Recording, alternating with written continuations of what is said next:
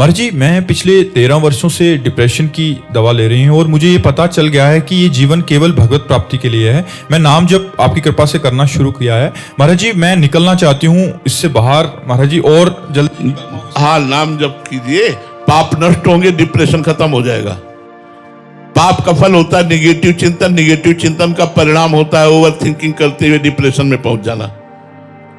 पाप का फल होता है निगेटिव, पक्का समझ लीजिए। आज पाप बढ़ रहा है इसलिए ज्यादातर लोग डिप्रेशन में जा रहे हैं।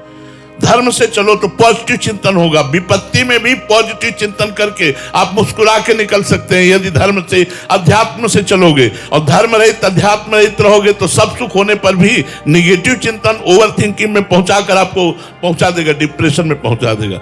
हम कह रहे नाम जप करो, भगवान की लीला कथा सुनो और थोड़े दिन चलो ऐसे, पर दवा का सहारा लेते रहो और जहां पाप नष्ट हुए तो आप देखोगे आपको जरूरत नहीं पड़ेगी। समय से नींद आ जाएगी, समय से भूख लगेगा, हमारा चिंतन अच्छा रहेगा। चिंतन ही सारा सुख है। अगर चिंतन गलत है तो वो हमें दुख देगा, चिंतन सही है तो हमें सुख देगा। चिंतन सुधारो और कोई डिप्रेशन नहीं होता। चिंतन निगेटिव बढ़ जाना ही डिप्रेशन है।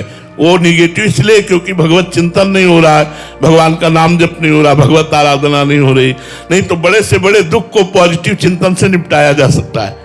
अगर पॉजिटिव चिंतन हो तो बड़े से बड़े दुख में हंस के निकला जा सकता है। निगेटिव चिंतन है तो उसी में फंस जाओ, सारे सुख सुविधाएं, लेकिन नकारात्मक सोच भय पैदा कर दे, कहीं ऐसा ना हो जाए, कहीं ऐसा ना हो जाए, कहीं ऐसा हो गया तो। अब वो सोच सोच कर परेशान होकर डिप्रेशन में पहुंच जाता है। इसलिए खूब नाम जप करो, भगवान की लीला कथा सुनो, नाम कीर्तन करो।